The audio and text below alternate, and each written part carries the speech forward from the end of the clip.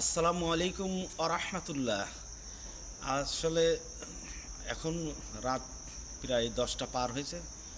আপনাদের জ্ঞাতার্থে জানাচ্ছি, খুব শীত পড়ছে। দেখেন আমার গায়ে কি দেওয়া।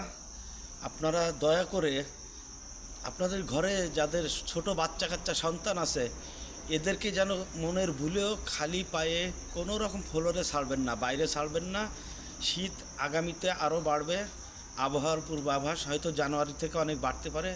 এখন শীতিতে আমার কাপ কাপ মানে গায়ে কাপ উঠে গেছে। আমি চাই আমাদের দেশের, সারা বিশ্বের মানুষ ভালো থাকুক, সুস্থ থাকুক।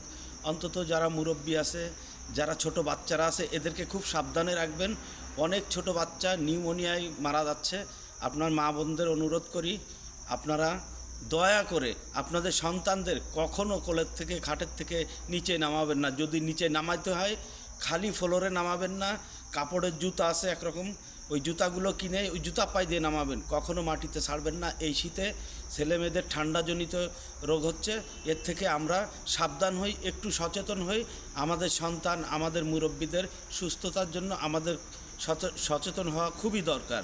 আসুন আমরা এই বিষয়টা একটু সুনজরে দেখি। আপনারা সবাই ভালো থাকবেন, আপনাদের জন্য দোয়া রইল, আমার জন্য দোয়া করবেন। আসসালামু আলাইকুম ওয়া রাহমাতুল্লাহি ওয়া বারাকাতুহু।